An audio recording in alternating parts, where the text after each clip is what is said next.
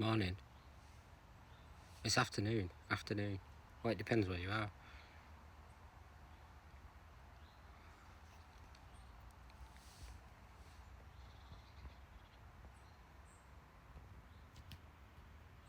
Easy.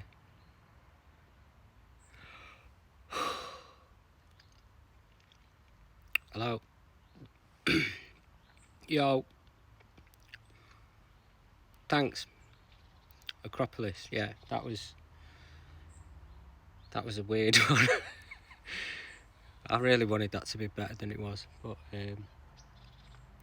weird. They have a sound limit because they're scared of you vibrating it too much.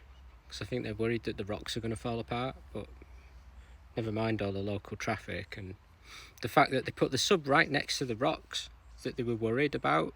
So they could have put the sub nearer the audience. Not so much technical issues. It was the venue just had this weird sound limit. So we had to have it really quiet and we had to have the sub mix really low because it was tripping their meter, which was set weighted towards bass, which obviously they're just worried about vibration. So, but I think it's a lot of bureaucracy really. I think more it's to do with sound leakage and local residents and stuff like that, but they don't say that.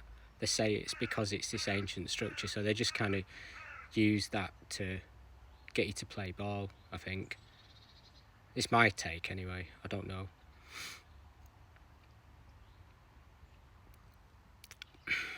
Morning. It's not morning here though, so, but I guess it is in the UK, so morning.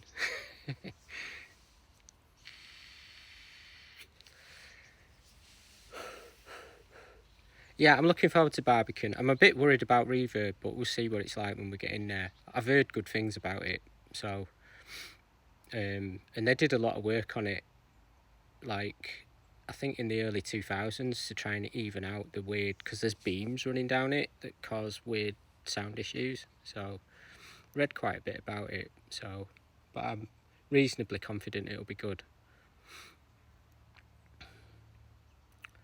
LFO 94, yeah, totally remember that. I think that was the, I don't know if that was the first tour we did. It was around Amber, so it was like an Amber sort of related tour. Yeah, it was really good. LFO were fucking ace on that tour. They're good to hang out with as well.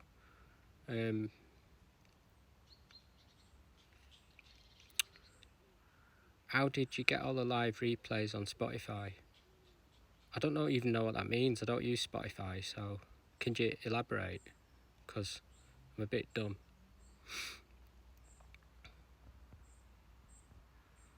How different do you expect the two sets to be at Barbican?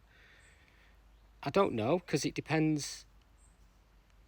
I mean, I'd say pretty different, because hopefully. But I think Rob's got a bit of work to do on his bits before I know for certain. But yeah, I'm reasonably sure it'll be quite different. Like, quite different, I don't know. But we'll see. Milano recording. Yeah, we got that. And we got the Acropolis one, which I should say is going to sound better actually on the recording than it would have done in the gig, just because of the weird mix in the venue. So I'm glad we got that down, because I don't think it was a bad gig from our end, and it sounded much better on the stage than it did out front. So that's quite weird. Is there a soundboard quality copy of the Quirky Brixton set? Not that I know of, unless somebody grabbed it. But I wouldn't put it past them, given who organised it, to have recorded it and not give us it. But I just don't know, is the answer. But that camcorder copy that's kicking around is actually quite good, you know, considering it's from a fucking camcorder. Will the live 2022 stuff sound like Sign and Plus? A bit, I guess. I mean, insofar as we always sound a bit sort of similar to what we're doing in studio, but yeah, not really, because I mean the tracks are quite different structurally and stuff, but some of the sounds will be the same. How did the Elephant Gear collab with V Snares come about? Yeah, so basically Daniel Anson died, and that was a bit of a blow for everyone because he was fucking well smart. And then Aaron got in touch to say that he'd been asked to do something for that compilation, and I had like an old track from about 2005 that I'd given for it, because they were doing a compilation to kind of commemorate Daniel, and I had basically I had this old track, so I give him that, and then Aaron got in touch and said that he'd been asked but he didn't have any Electron gear, so I just twatted out like 10 minutes of just mayhem on the machine drum. I think just the machine drum, I can't remember now. I think it was just the machine drum, and then sent him that, and then he made a track out of it basically. So it's more or less his track, but done using a load of patterns and sounds that I made. But you know, because I didn't want to just send him sounds, because that would have been a bit weak, and I know he would have just took over, being how he is. So at least I give him patterns to cut up, but he done a good job, I reckon, and he managed to sneak something like a 303 in there anyway. So you know.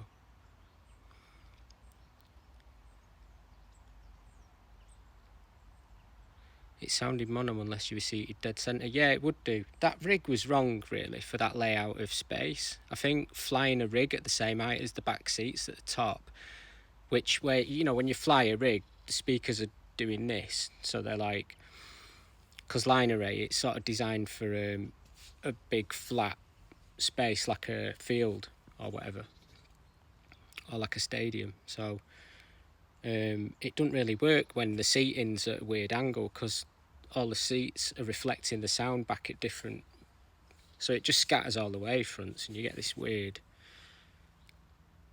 They should have thought about it a bit more basically, but anyway, I don't want to criticise them on a technical level. I'm sure they think they know what they're doing. So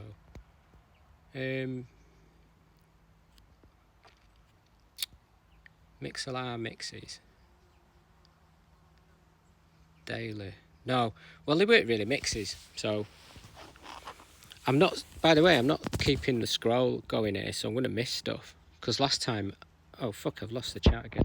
Yeah, last time I kept scrolling around and not being in up to date and missing reactions. So alright, Ned Rush, alright man, seen some of your videos. Right, so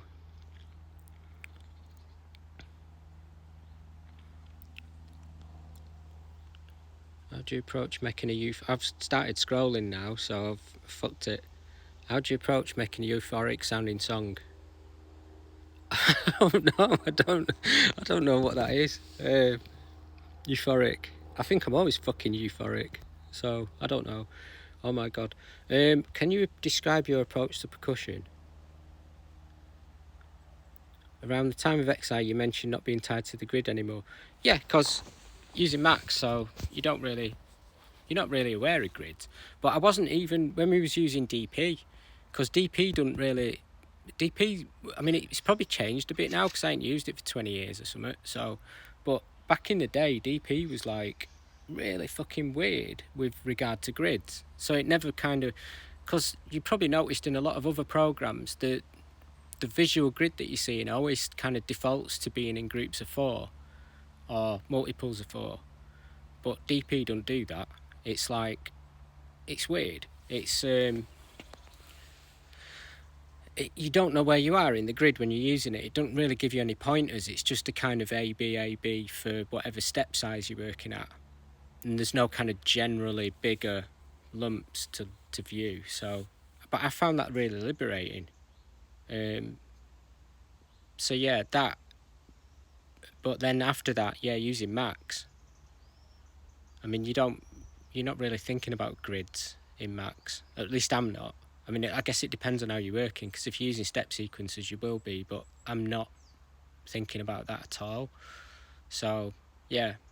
But I'm still thinking in terms of, like, there being a rhythm, like a sort of relatable human rhythm, not some just whatever you could just call any kind of messing around with time rhythm, really. But anyway. Yeah, that's a big topic. Still keeping your eye on the graph scene. I mean, not loads, but I'm on the Handstyle sub, so like I check a lot of Handstyles. These days, Handstyles have just gone mad. Tagging's just gone mad. And it's much more about what I used to think it was about back in the day. Not like just a mess, but like art, you know. Because I think Handstyles can be art. I think it's lost on a lot of people, because you see a lot of tags just look shit, but depending where you live, obviously. But some of them are just pure art, and I think, you know, I really like that you can really get a sense of someone's flow, like the way they move through just the way that letters are drawn. So yeah, I don't know, I have a very vague sense of what graph's about these days, but I couldn't list like loads of artists. There's that guy, I like that guy who keeps doing the same thing in Dublin. I think he's called Aches or something, and he does that weird colour bleed thing. I like his shit, because it's quite fresh, but he does do the same thing all the time. So, but yeah, his shit's good. But yeah, sometimes I see people and try and remember who they are, but most of the writers that I really rate are, you know, they were around back in the day. I still really rate TDK. I think they were fucking really, really good, if you know who they are.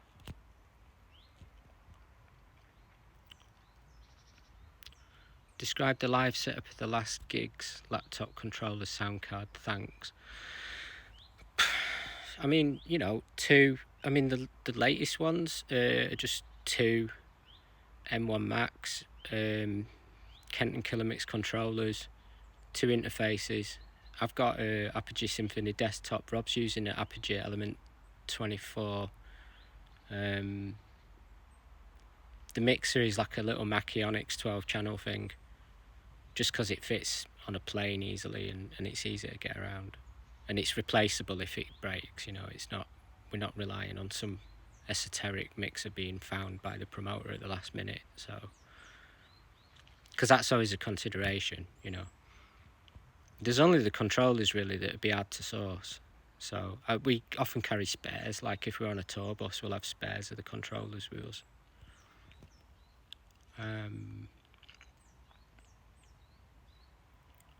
Will you ever release an album with vocals? I think we did that, but, you know, I guess they're not vocals. You mean singing? Like, am I going to start singing on tracks?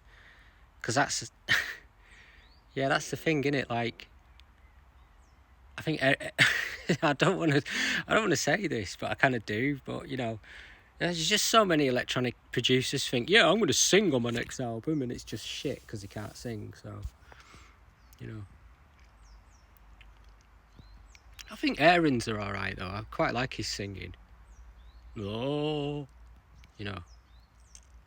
How the hell were the sounds on Paralit Triangle made? You also said it wasn't generative. Yeah, no, it wasn't. Yeah, so like the main kind of gong pattern is what's it called now? Is it a rayong? I can't remember what it's called. It's like a gamelan instrument that's like a row of like little pots, metal, on suspended. So that was played live, and then the percussion track. So that I took that and then put that in Logic, and then the percussion track was done with samples of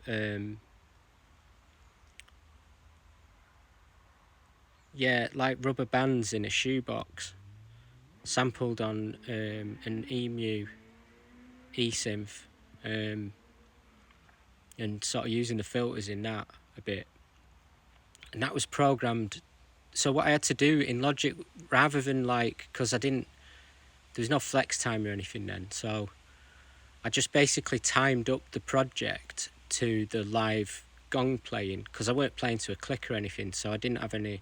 So it was drifting the timing basically. So I had to time up the Logic project to the gong track, and then I'd made the percussion stuff over the top of that. So it was kind of the time. That's why the timing slips around, because It's just my shit playing of the gongs to begin with that dictated the timing on the track.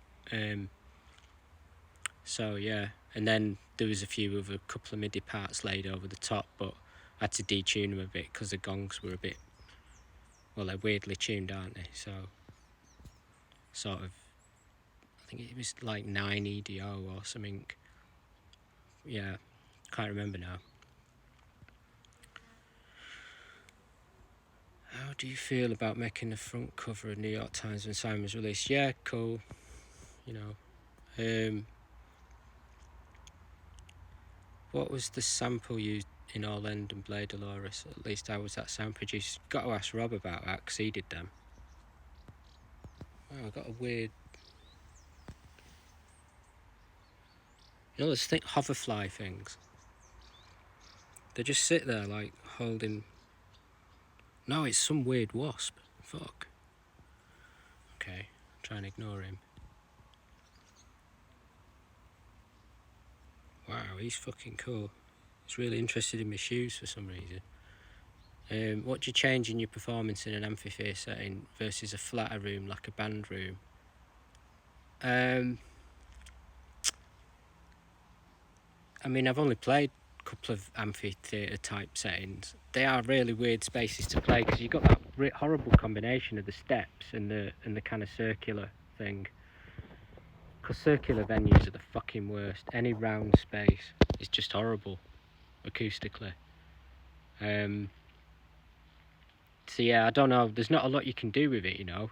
There's like, I mean, you have to mix your drums a little bit lower, but other than that, there's not really any hard and fast rules for working with it, other than how the PA's installed and stuff like that, which isn't down to us. And usually we get in there and we just like shouting at people for doing things wrong. So that's about all you can do, and they just like get angry with you because it's their space and their ego's been damaged.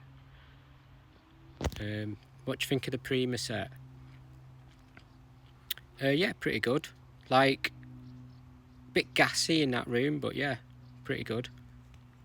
At what point do you decide the air has to go and do number one all over? Yeah, like usually before now, because it's getting a bit long for me, but you know, like, and it's summer, but you know, I'm just lazy and I've just been patching for weeks, so you know, you're getting hair at the moment, rare hair. Have you ever used Bitwig? Yeah.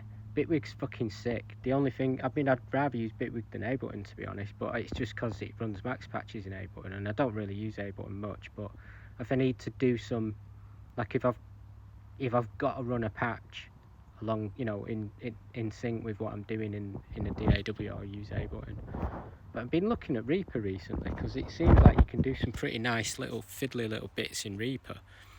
And I know a couple of people who use it for surround multi-channel type stuff.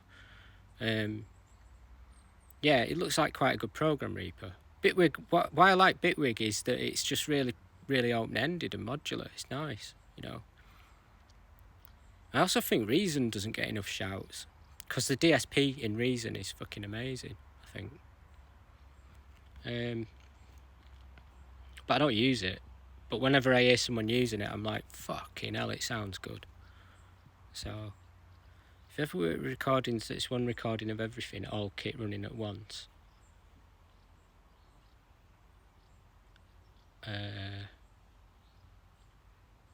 Yeah, I mean, if what you mean is like, do I ever record in stereo? Yeah, all the time. Basically, I prefer doing that. I prefer doing the mix as I'm working because I think it's just essential to how the track sounds. I don't record parts and then have a mixing stage because I don't know, just not how I've grown up working.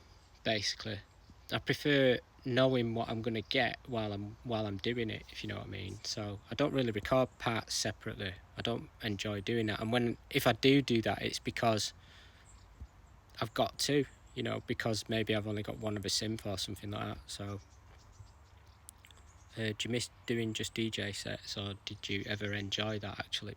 Weirdly phrased question. Yeah, I enjoy DJ sets loads. Oh, you mean live DJ sets? Like, yeah. Yeah, it's alright. I mean, I think I'd just not buying enough new records these days to make a go of it properly. And also, like, I'm not sure if I'm giving the audience what they want, because I'm a bit self-indulgent on that tip. So I think mixing for radio, you can get away with being self-indulgent a bit easier than you can in a venue. But yeah, I might be up for doing that down the line. I got a bit rusty recently, I think. That's another thing, just not done it for a bit. In a sense, extracting out of one-time live jamming sessions that you can't go back to extract layers, etc. Yeah, I do that all the time, basically. That's mostly what I'm doing. No, it's not snooker balls in Pro Radii, it's... and is the vocal sample John Virgo? No. But good guess.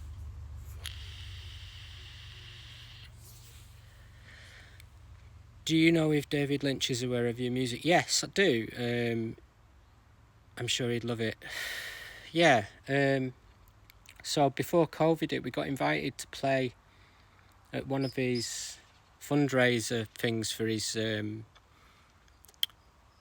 transcendental meditation organisation thing. I can't remember what it's called. The Lynch Foundation or whatever it is. Sent us a nice little letter and stuff. It was really cool. I was like, fucking hell, a letter off David Lynch, mad.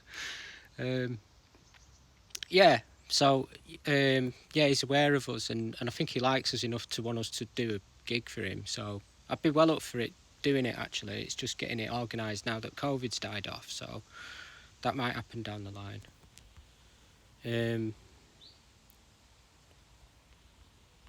Memes. Yeah, memes, memes are memes, whatever. What track would you play for David Lynch? What, you mean if I had him sitting in a room? I'm not sure I'd be playing tracks for him.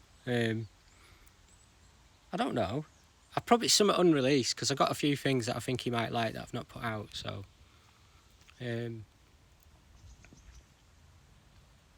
or take a live at the Roadhouse. Yeah, that'll never happen, because it's too fucking round, so... Who wants to play it in the Roadhouse, really?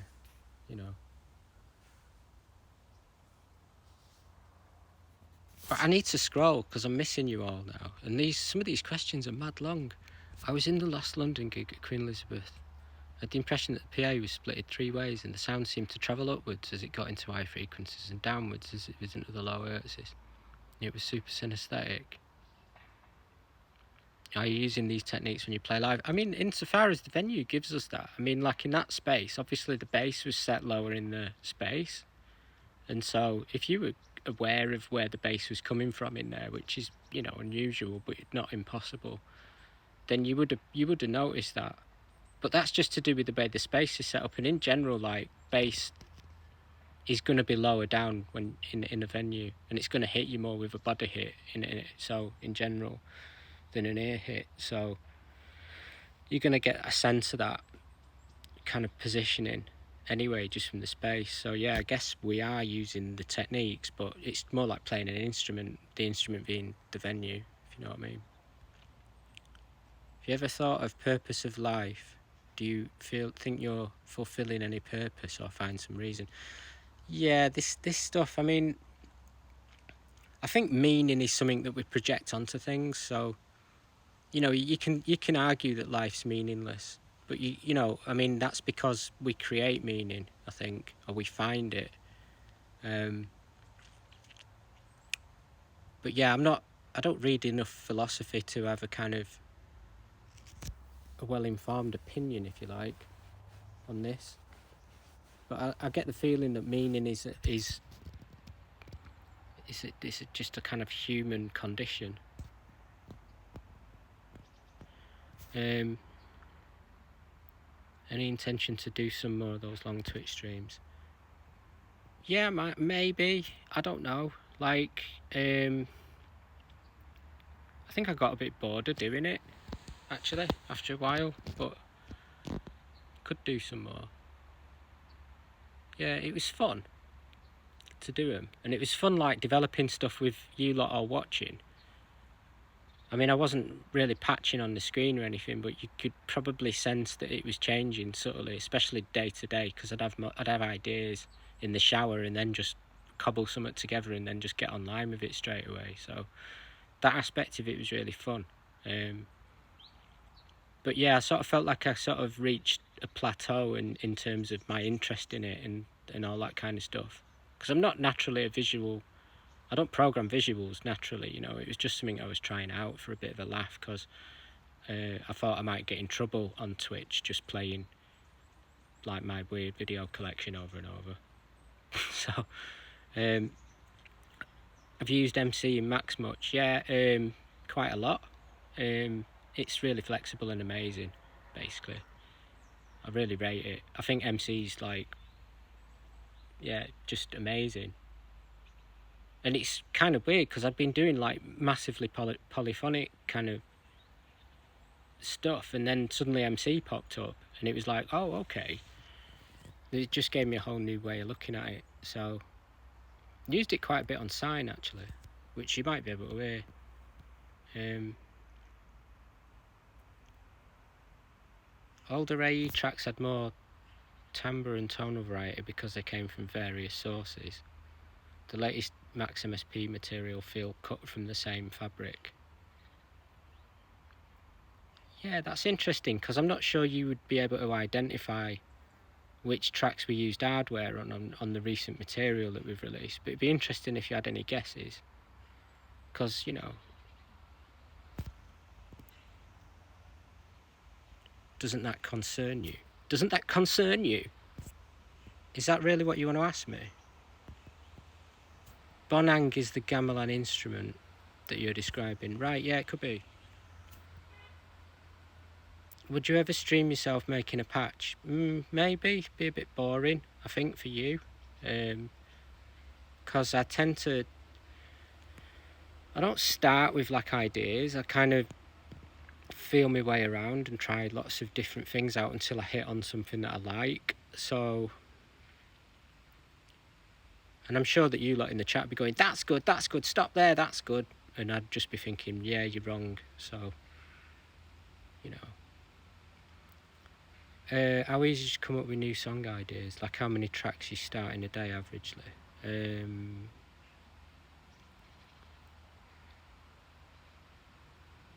I don't know.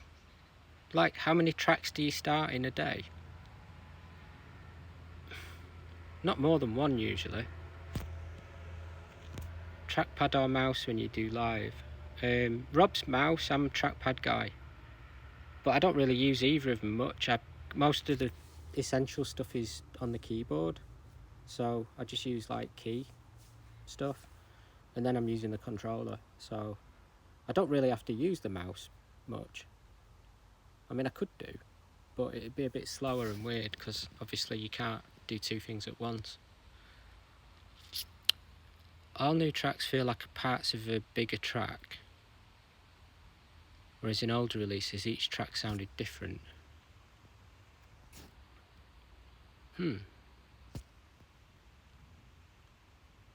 Yeah.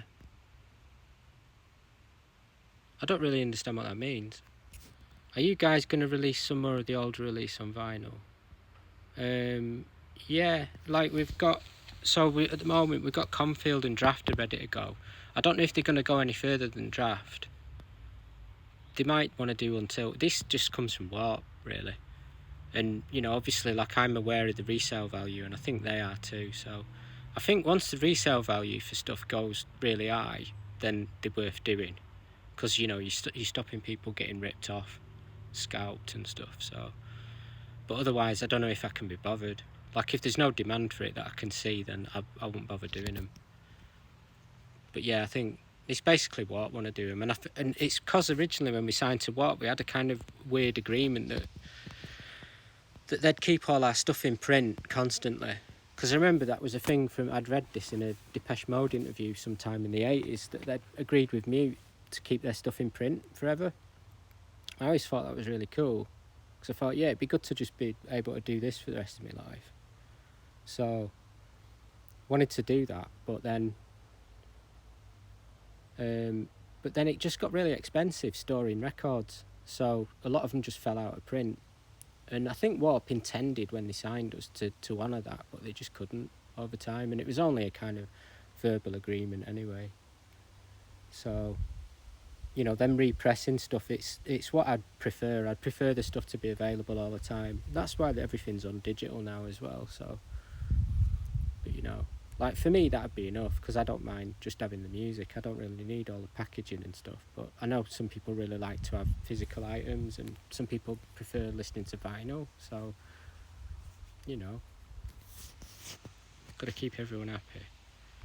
Could you please explain your mentioning the Metroid Prime credits? Well, I can now, because they've talked about it themselves. So even though I am violating an NDA technically by saying this, but basically we got asked to do the soundtrack by what was that company in Austin that developed it? I can't remember the name now. But yeah, we met up with them in Austin, and they were really keen, and we were really keen, because it was fucking Metroid, you know, best game ever. So. And then Nintendo kind of balked it for some reason and wanted their guy to do it. So that was that, really. And I think that I don't know how much involvement they had in the sound of it, whether they intentionally tried to make it sound a bit more us-ish. But I don't think so, really. You know, I've read people saying that they think it sounds a bit like us, but I don't think it does. So, but it's subjective, that, isn't it? So. Do you have any say over art direction on your record covers? Yeah, a lot. Yeah, we're pretty involved in it. But it does depend. Sometimes, like, I'll give Ian a rough idea and he'll go away and come back with something. But we'll have kind of we'll make a lot of suggestions, but there won't be, like, in terms of how it looks graphically. And other times I'll just tell him what kind of colours I'm seeing and associating with the music.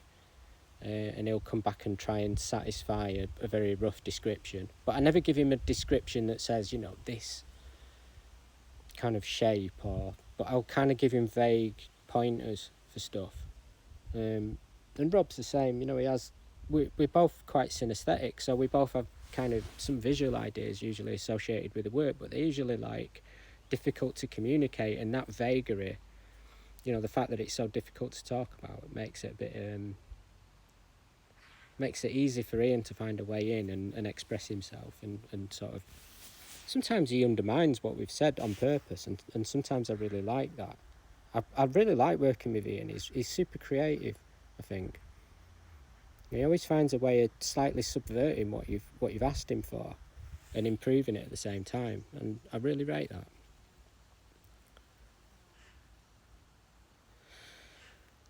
What do you use in Max to write patterns of the grid but still having an electro vibe to it with 8 times more kicks?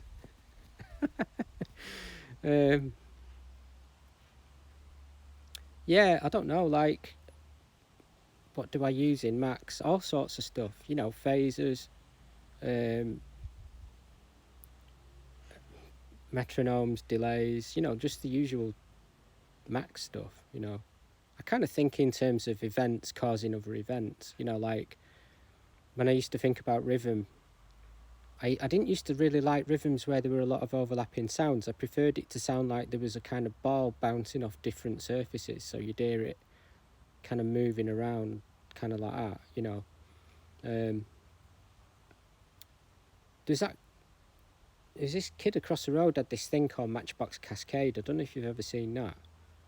It was like a kind of not helter-skelter, what do you call it, like a screw thing that would make balls go up in a tube, and then they'd come out the top, and then they'd just bounce off all these little trampolines, and you could set the trampolines up around the room. So we used to just fill the room with these trampolines and have this thing going off constantly, and I think that slightly informed the way I think about rhythm, because I used to really like listening to the rhythms you could make with that thing. It was fucking cool. Have you heard any acoustic covers of your songs that you like? Yeah, I like all the Pink Floyd stuff quite a lot, actually. I really like how they develop the tracks, especially the God's Quarter one. It's really good. So yeah, that, and like occasionally I find people on YouTube. There was a guy, fucking hell, there's one guy, I can't remember his name now. I ended up finding him on Bandcamp, but he's like a fretless bass player, and he was playing the bass along with one of the AE Live things, which I just think is mad because there's no sequence for that anywhere. It was just all generated. But he's playing it like verbatim. He'd learned like about a minute of it and he was just playing it. It's somewhere on YouTube if you look for it. Can't remember his name. He's got this amazing bass. Like the sound of his bass is fucking beautiful. It's so felty and kind of velvety, beautiful sound. And it's really good because it sort of really mirrors the synth that's doing the bass part on the track. So yeah, sometimes see stuff like that and I'm just like, wow, fuck. You know, that's just crazy dedication, that. But you know, but yeah, it's often, and there's, I remember seeing a guy doing Eggshell with like a guitar and a looper pedal. I quite like that as well. And it ended up sounding like some kind of early 90s kind of grunge thing. And I was like, wow, this is weird. We're like a sort of, because I didn't even realise how post-rock them melodies are and that, because I don't listen to a lot of that kind of stuff. But, you know, hearing it played on a guitar, it suddenly made sense. I was like, wow, it is really American, that melody. I'd never really thought about that. Because I don't really know what I'm doing musically, or I didn't in 93, you know. Relatively recent snapshots of your Max patches just to get a sense of their general appearance and tidiness. Yeah, I like this. Yeah, it's funny, this thing of like people's patch styles, you know. Like I look at Mark Fell's patches and they're like so different to the way I patch visually and sort of the whole vibe of it and everything. Yeah, I might do. I mean, you know, I don't know what I'd do it with, but yeah. Blade Dolores question. Yeah, I just said ask Rob because, you know, because it's Rob and he did it. Have you ever tried or used other visual programming languages besides Max? I mean, I don't know. Yeah, I've used other Max type things, so like Turbo Synth. I've used Reactor a little bit, but I didn't really get along with it.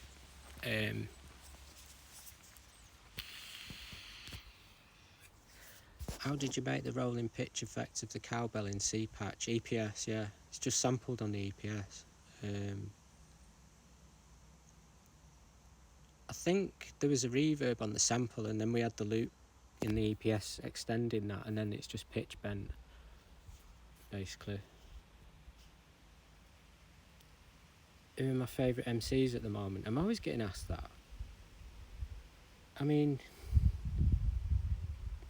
just the usual, like Rock Marcy, KA, Conway, Westside. I still really rate Kool Keith. I can't not rate him, really. You know, he's not always good these days, but when he is, he's fucking really good. Jean Grey, you know, love Jean Grey. Funny as fuck. Yeah, don't know. Who have I heard recently? Like, that Uncle John guy, I quite like him, he's funny to me, you know.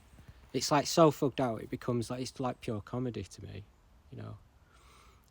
KA, I rate. Willie the Kid. I like Earl Sweatshirt, you know.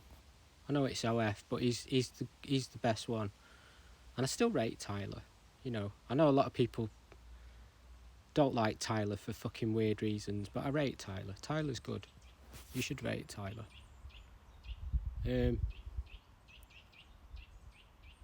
Favourite place to go in Norway?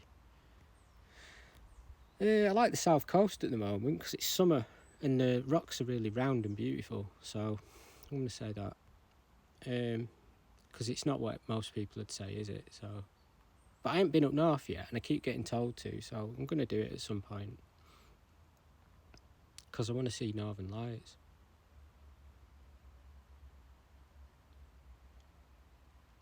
Older AE track, this guy again. Older AE tracks had more timbral and tonal variety because they came from various sources, different hardware. The latest Max MSP material, while prolific, feels cut from the same fabric. Isn't that the confinements of the system? God, that's such a bait question. Yeah, I mean, It'd be interesting to know which tracks you think aren't made in Max MSP that we've released recently.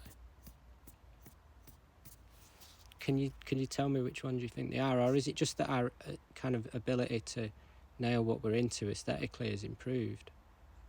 Because I think, like, it's easy back in the day to hear a track that was made on an RY30 because there's only so much you can do with it, but you can do more with it than you can do with the R8, you know. So I think it's actually the confinements of the hardware that lead to the tracks having more variation, and that variation isn't necessarily what I would have done. If I had more control, there would have been more homogeneity, if you like. So yeah, that's how I'd respond to that. I hope you understand my answer there, because I do mean it. What's your approach to DJing? Just playing shit I like, which isn't really what you're supposed to do, is it? You know, you're supposed to play to the audience. But yeah, I'm not really very good at doing that. I tend to just do what I'm into, so, and hope that there's enough people there who are into it and stuff. So how did the Sophie remix come about? We got asked, basically, and yeah, that was it really. We just got asked and then sent loads of stuff. I've still got all the parts for Product. Got like the whole album in parts, so I could do more of them if I wanted to, which I don't know, I might do at some point. Because I just picked out Bit because it was the first thing I heard by her that I really rated. So, but yeah, there's a few others that I really like from Product that I might be into remixing at some point, but if I do them, it'll just be for the crack, really. It's not, you know, there's no need for it. Mr. No Haircut, I respect that. Yeah, you're right, Alexi, this is correct. Don't even bother. How do you normally pass your time outside the studio? Well, I mean, outside the studio, I'm never really outside the studio because I've always got my fucking laptop with me, so if I feel like just doing something, I'll do it. So there is no outside the studio anymore. Like, I could have my laptop here and be doing tunes here, although I wouldn't be able to talk to you lot. So what's that sample on Pro Radio? You said it wasn't a football or soccer sample, so what is it? I'm not telling you. You're supposed to figure it out. It's no fun if I tell you, is it? Fucking, where's the fun in that? Also, am I tripping, or is there a voice in the second half of the track saying the song's name? Thanks. Yeah, you're tripping. Or maybe there is. You mentioned using Simplant on a track. Do you have any other notable digital synth effects you use? Yeah, I only use Simplant on a couple of tracks. So I was trying to figure out what they were. I think one of them's not actually released. And then there's that TS1A thing. I think it might be on that and all. Because I was using FS1R for a lot of that kind of wacky FM stuff back then and all. And then Simplant come out, and I did check it out and use it on a couple of things, but it gets old quick, you know, because it does what it does, and then, you know, you're just like, yeah, okay, it does that. So it's a bit of a gimmick synth, but I do kind of like those kind of synths in the short term, you know, so I will download stuff and check it out for a minute, but they don't end up being like part of the tool set. Like, I ain't had Simplant for 10 years at least, so Zebra was a good one. I'd say Zebra. I'd still really rate Zebra, and it's old as fuck now, but it was just a really good modular VST thing for a while. You know, generally the more flexible they are, the more I'm into them. And FM7 and FM8, just because they're good for doing DXy stuff, but they're like so flexible and fast, you know, with the patch thing. It's a really good interpretation of Yamaha FM, I think. It's one of the best things Native have done. It's like, because it's really kind of inspired. So I really rate FM7 and FM8. I think they're really good. They're my favourite Native things. But yeah, I don't really check out a lot of VSTs now. I'm a bit shit because I'm just using Max for everything. So if I want to do something, I'll try and figure out how to do it in there.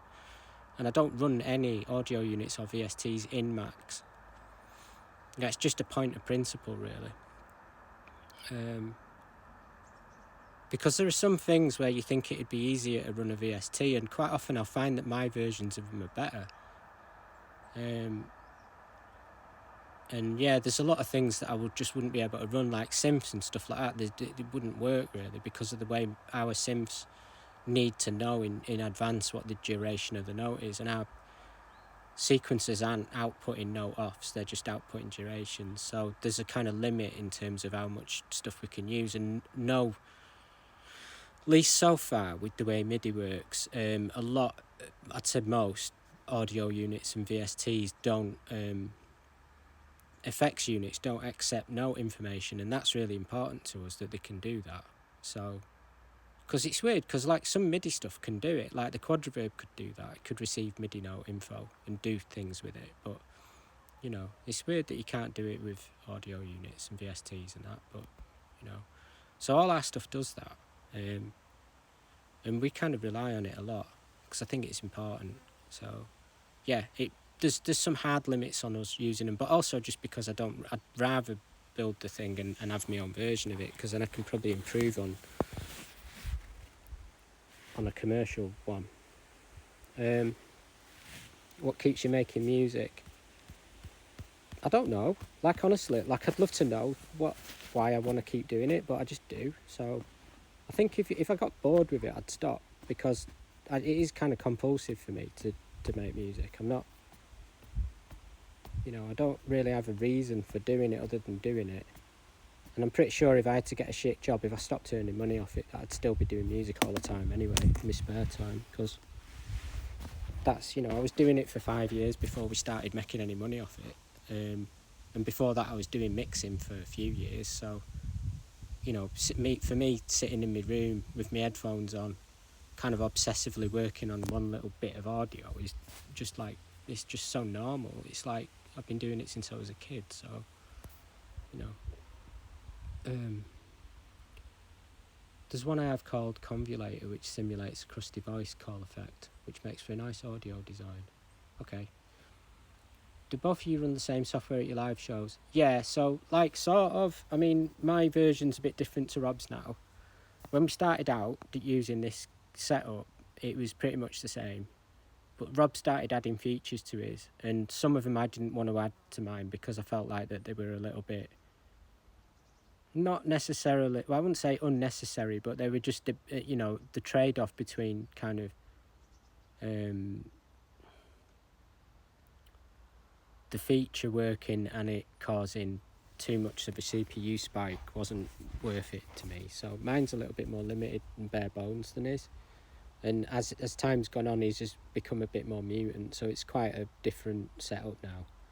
And when I send him updated versions, he has to kind of somehow fit him into his system, which is a lot of work for him. So, you know, I just keep mine as bare as I can. And I'm always trying to make it more efficient, and he's always trying to add more features. So it's kind of, I think we kind of balance each other out in some weird way.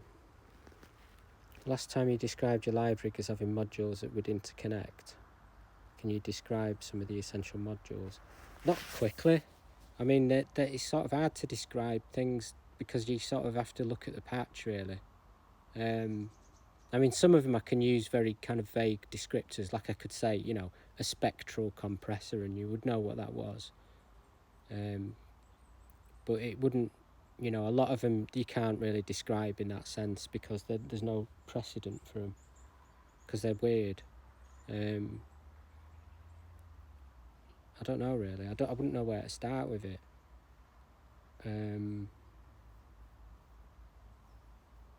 Trying to think of one that's easy to describe. You know what I mean? The ones that are easy to describe already kind of there's some kind of there'd be something for you to refer to, so it wouldn't be worth telling you about them, if you know what I mean. Like if I say a mono synth with a 303 type filter, you know, you're going to know what that is, so that's just, you know, what's the point in me even telling you about it? But yeah, that would be something that's in there. But the more esoteric, interesting things are just, I don't really have descriptions for, because they don't really exist outside the setup. So that's a hard question to answer, really, in here. David Lynch is aware of you. Yeah, he's aware of everyone though, let's be honest. He probably watches you when you're sleeping through a meditation. You know what I mean? He has an out of body experience. He can go anywhere. David Lynch can be anywhere and everywhere. He described the latest track you've been working on through Onomatopoeia or whatever.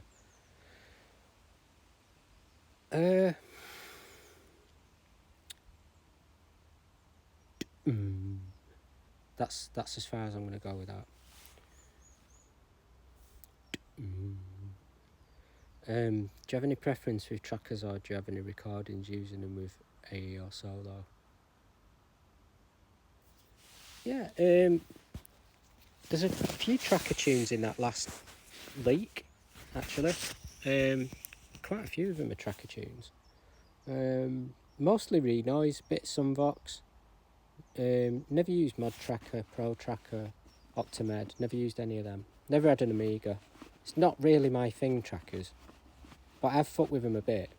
But I've got mates who are really, really into them and live for it. So, you know, and I like the sound of them, but I just get a bit bored with a list. And I think there's a thing of like making your tracks incrementally more and more perfect until they're done that I find a little bit, just doesn't work for me. I don't think like that. You seem like a really nice guy. Thank you, but I'm not really. Well, I suppose I am a bit. I don't know. Fucking hell. Don't say stuff like that. Can we get a peek into your studio? No, because I'm not there. I'm in Norway. Well, I do have a studio here, but it's not really a studio. It's just a room with a desk, 2 speakers and a laptop and a Kenton. So it's basically like what you'd see on stage for me and nothing else. So, and an interface, obviously, because, you know, you need that. And headphones. Do you use randomness in your tracks, or are your processes always deterministic? Here's a question. Fucking hell. Randomness. Yeah, so like, I tried to avoid randomness for quite a while, and then I kind of embraced it, but in a very different way to just using the random object.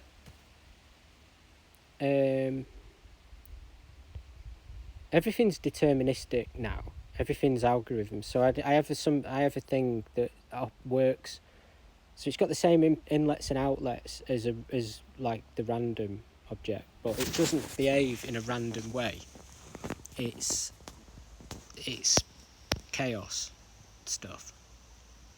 And it's really controllable, and you can seed it in very specific ways. So it's not quite random, but it can give me, if I need something that feels random, I can get it into a state where it'll give me something that feels random, but I know it isn't. So yeah, I'm kind of a bit funny about randomness in general, but I think it can be good, because I think quite often, you know, if you generate like 20 random things and you pick one and then you breed it with another thing, and then you kind of create spawn from that you can end up in territories and with results that are really interesting and good aesthetically. And randomness is quite powerful in that sense. But I think it just all depends on application and taste. So I don't like the idea of just randomly generating a track and saying, there, it's done. You know, that's not, I can't do that. I know there is people who do that, but it's just not for me. So I used to be a lot more fiery about this topic than I am these days, because I can understand what the strengths are in noise, if you like. But, you know, you have to direct it, and you have to kind of be very aware of what it's doing and stuff. So I have a lot of respect for noise these days. What kind of person are you? How do you perceive yourself? What kind of person are you? I don't fucking know. Like, what kind of person are you? Well, I'm this kind of person. Yeah, I don't do that Twitter bio shit, so no, basically. How do you reckon you changed over the years? I'm older. Probably a bit smarter, hopefully, and maybe a bit slower as well. If that makes sense.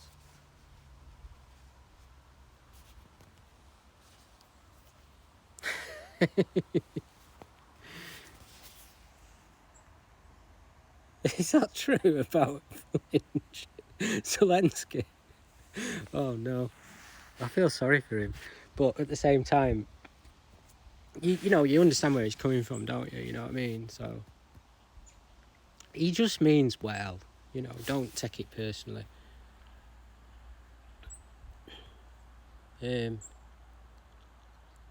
Badalamenti, I love Badalamenti. It's so kind of childlike. Yeah, his stuff's great. I love the Italian approach to kind of. I don't even know if he's really Italian. Isn't his real name Badello or something like that? Speaking about working outside the grid, what are your thoughts in Tidal Cycle? Yeah, nice. I like Tidal Cycle. I think it's quite a smart approach to pattern generation. It doesn't really play nice with our stuff because of the note on, note off thing, but yeah, it's good. Rate it.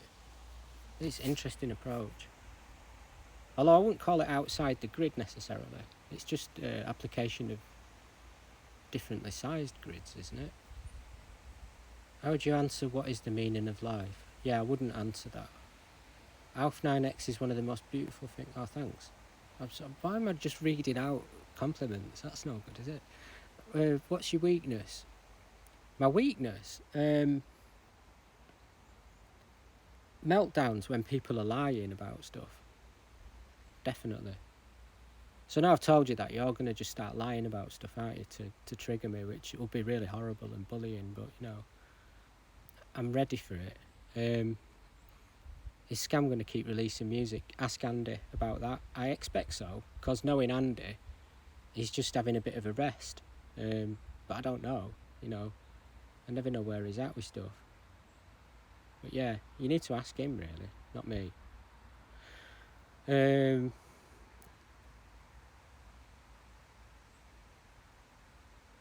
Arteka Live in Melbourne 28 was kind of like the Roadhouse as a venue.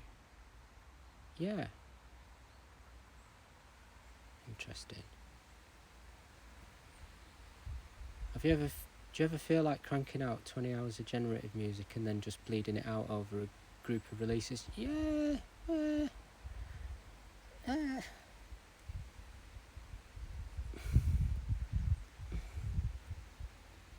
It's a bit unfulfilling, isn't it? So I saw you said you don't use step sequencers, so how do you approach your sequencing? I just kind of build a thing that makes a nice pattern, and then when it starts getting a bit funky, I start recording it. But I don't know, really. It's just a bit weird, isn't it, these questions, because it's too open-ended, and I have so many different things I try out all the time that, you know, how I approach my sequencing, it's not really, I can't answer that succinctly anymore. There was probably a time when I thought I'd be able to do that, but I can't now. I just make too many different things. I don't really have an approach, you know. I don't think I could have been doing it this long if I'd have had an approach. Rob doesn't either. We have habits, I suppose, because everyone does, but I'm not really a creature of habit, if you know what I mean. I don't know. I think it's weird when people just keep delivering the same thing over and over. I get bored with artists who do that, and I'd get bored of myself if I did it as well, so. Any more tracks or albums similar to Untilted in the works? I don't really know. It was a very different time in my life. I don't want to talk about the emotional stuff I was dealing with at the time, but I was in a really different place. And also, like, you know, just the technology was different, my approach to using it was different, my feelings about aesthetics in general were different, so I doubt it, but it's not impossible that I might start to re-explore some of the same ideas, because I do have things that I like that are kind of base things, you know, that I'll kind of revert to. So yeah, maybe.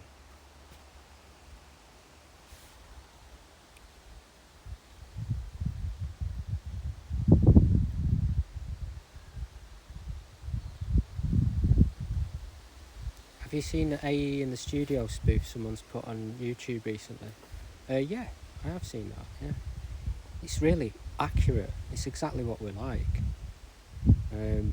So that was a bit scary, because I think they might be spying on us, you know.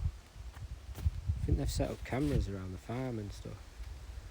Are you imagining things when making music? And it reminded me of Russ Abbott as well, which was great because, you know, I love nostalgia. Are you imagining things when making out music, or are you just focused on the content technically? Um, yeah, a bit both really. I kind of, the content, it sort of, I can sort of see it and feel it, and it triggers things and memories and thoughts and associations and weird images, and but also, you know, there's the sort of synesthetic thing going on. So I can kind of, yeah, I don't know. I have a lot of stuff going on in my head when I'm doing tracks. You know, it sort of takes me off into some weird sort of internal spaces. I don't know. It's interesting that there's no end product to the Twitch streams. How in the moment it all was. Yeah, yeah. I mean, my life in the studio is a lot like those Twitch streams. So it'll just be like one patch jamming out all day while I'm just tweaking it, and I love the kind of the never complete feeling. But at the same time, it's a bit, you got to be careful with that. You know, you have to kind of capture things sometimes and then review them. And they quite often sound different when you listen back. So, but yeah, I like the kind of impermanence and the sort of whatever it is, drifting thing. You know, how did the Skeng remix come about? I just got asked by Kev because he'd heard me playing Bits of Pressure on a mix that I'd done. And I think he was a bit surprised that we liked Pressure. And I really like Pressure. It's one of my favourite things he's done. Which is a shit thing to say, I know, because you don't want to just rate someone's first album. But I really liked it. I love the kind of emptiness of it and how ghostly it is. So, yeah, I was kind of... he got in touch and I was like, yeah, man, I fucking love that. It's an amazing album. Are you serious? And then he was like, oh, do you want to do a remix? So... And then I hadn't actually heard Skeng because I weren't keeping up with stuff much. And then, so I'd listened through all the tracks on the album and I went, oh yeah, that one. And I hadn't realised it was as big a tune as it was. And then, and he was like, oh, are you sure? Because we've had a Code 9 mix of that already. And don't you want to do one of the other ones? And I was like, no, that's the one I want to do. Because I was like thinking to myself, no, that's the best track on there. I want to do that. So yeah, that's how that came about. I don't know. Do I like a lot of the Bug stuff? Yeah, I mean, like, I like it when it's not that distorted and kind of screamy. But I also like that side of his stuff, and I feel like that's where he is naturally. So it's a weird one with him. But yeah, I like some of his really kind of drawn out ambient-y, sort of weird drony. I don't know what to call them, but you know what I mean, them things. But yeah, I don't know. I think I prefer the more kind of like, I think Pressure's my favourite thing he's done, actually. Because it's quite bold as a statement, you know.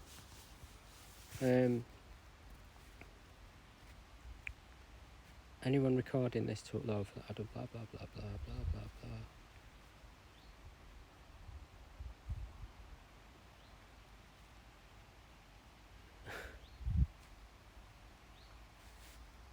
Do you use much multiband compression? No. What I tend to do, I don't really like multiband compression much, and I'll only use it if I absolutely fucking have to because something's impossible to control. And I don't like the way it fucks phase. I don't like things where the EQ's changing too much, but I will use sidechain EQ compression quite a lot.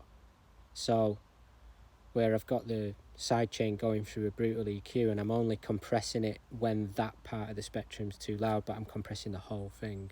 So I think that sounds a lot nicer on individual parts. You can even do it on full tracks and it'll give you a different feel.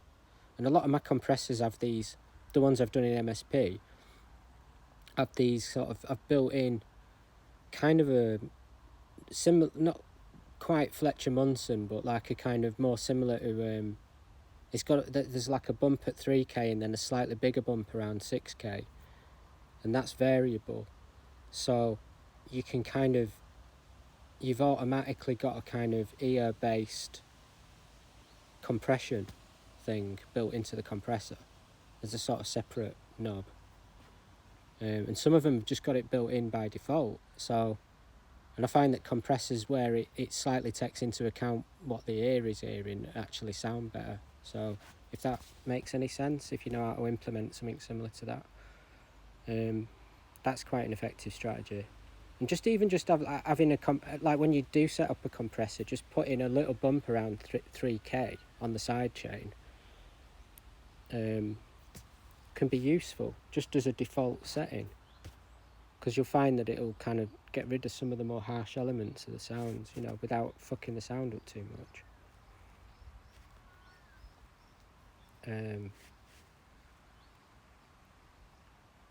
What do you think of the two-guy theory of electronic music? I don't really know. I think like some people work really well as solo artists, and I think from a marketing perspective, being a solo artist is a lot easier because you can play the kind of genius card, so, or the kind of rogue kind of different person, you know. You can be a snowflake, special snowflake, if you're like one person. You can't really do that if you're two people. You can't have two geniuses. It doesn't really work like that, does it? So, but I think from a tracking perspective, it's definitely easier for me because, you know, I'm not sure if things are good or not. Like, I'll think that they're really good, but I'm not sure how the rest of the world's going to react. And it helps having Rob around because he can sort of tell me whether or not they're shit. And vice versa. I think it's good having another person to bounce stuff off, because I figure if I like it and he likes it, there's probably some number of people who would like it, and so it's worth releasing. If I like it a lot and he doesn't like it, then I'll have doubts.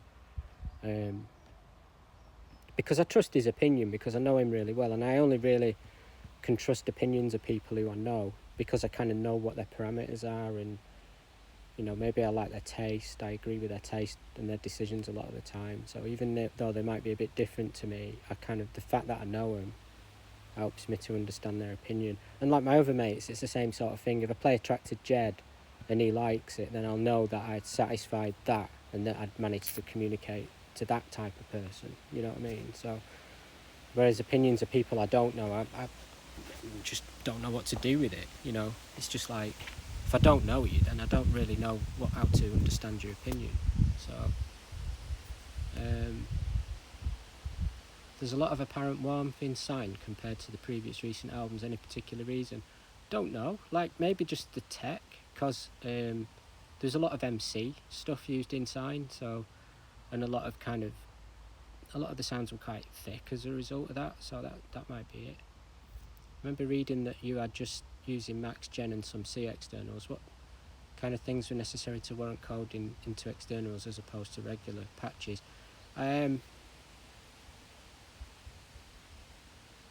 Well, originally, like, I don't use any C externals anymore. I used to, but I've redone all of that stuff in Gen now, so. But anything that required single sample delay, basically, originally, like filters and stuff, because I didn't really know, and Feedback FM, you know, I didn't really know how to do that. Well, you couldn't do it with vectors, so basically I had to do that. But they were real basic things, you know. Just a few FM algorithms and a few filters, just basic stuff.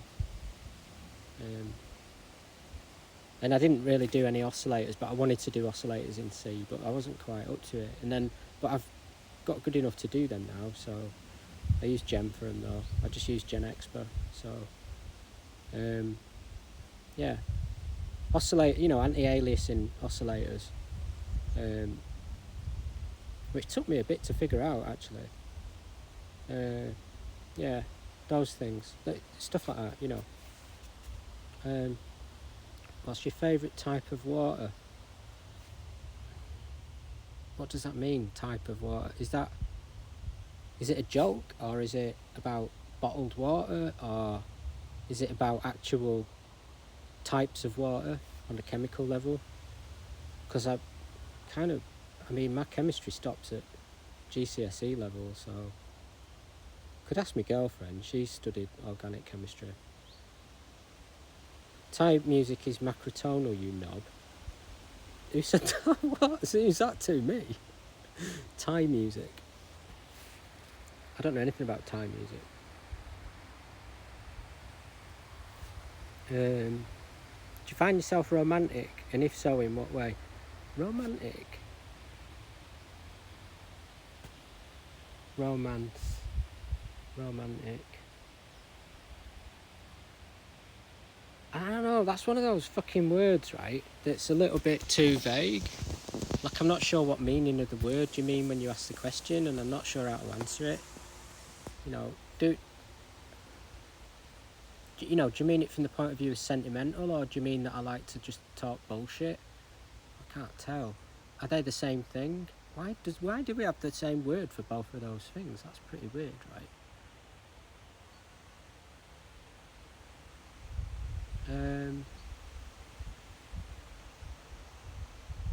How do you think about tuning systems? Good with 12-tet EDO? Or I answered this in the last one. So, but yeah, the system can run with any arbitrary number EDO, and you can mix and match EDOs in the same scales.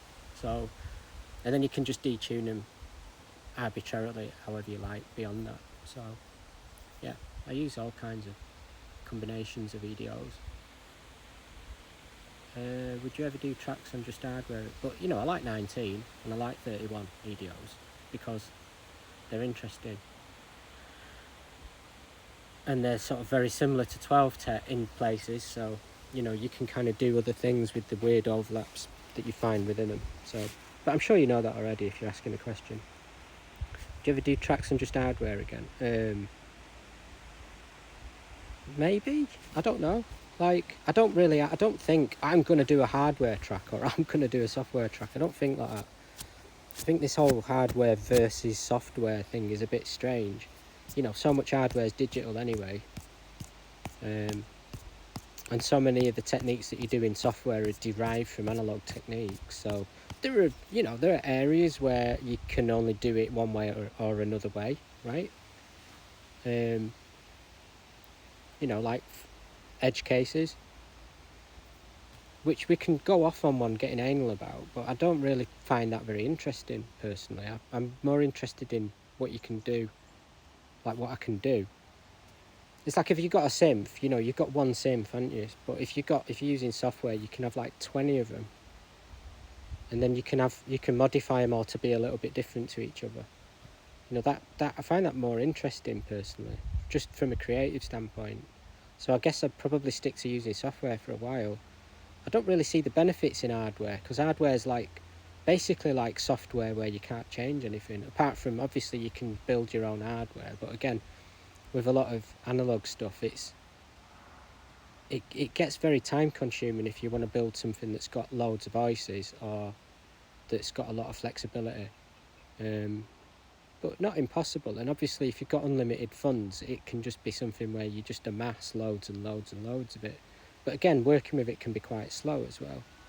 And then you have problems with stability and patch recall and these kind of things. So, but yeah, I guess unlimited funds would mean that you could do it, but it might still be quite slow to work with. So I don't know. I like just having a laptop and low power consumption, just having it in my bag and getting on planes without trucks full of gear and stuff like that. So, do you see a value in ambisonic, Dolby Atmos, binaural and such complex space things? Well, they're all different, and I can answer questions on each one of them individually if you like, but I don't think of it as a gimmick. No, I think that there are good, strong kind of mathematical reasons why working with several speakers can be better in terms of determining source position, even though you've only got two ears, and even though you can do it in theory with two speakers. As soon as you put them in a real space where you've got walls and stuff like that, source location identification becomes harder if you've only got two speakers than it is if you've got several speakers, and that's for reasons I don't fully understand. I've just looked at studies on it. So yeah, I mean, there are reasons why you might want to use several speakers, but also you can play around with it a lot, but I think the most interesting version of those types of technology is probably wave field synthesis, but I'm not sure that there are that many people who've taken advantage of it yet. So, and I don't see that as a gimmick at all. I think it's really interesting. Any health issues considering the long time spent sitting in a studio? Probably. Yeah, I don't think that the health issues are caused by sitting in the studio though. But I don't know actually. I hadn't really thought about it enough, you know. I mean, I suppose the great thing about laptops is you can use them anywhere, right? So you're not really sitting in a studio all the time. And I have a chair that's really adjustable. I think that helps. Having a chair where you can sit in a number of different positions and you're not, you know, and you're having your desk at the right height and having your screen in the right position so you're not overextended and that your arms are in the right position and all that. That helps a lot. So, but you know, you can get it wrong. And I'm sure a lot of musicians do. I mean, I see a lot of people's setups and I'm thinking, wow, your back is going to hurt in 10 years. But you know, it's a lot easier if you're just using a computer, obviously. Um,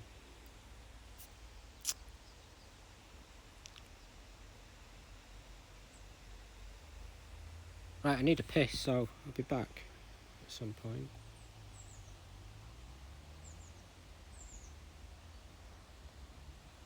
Wait, how do you get this thing to stop?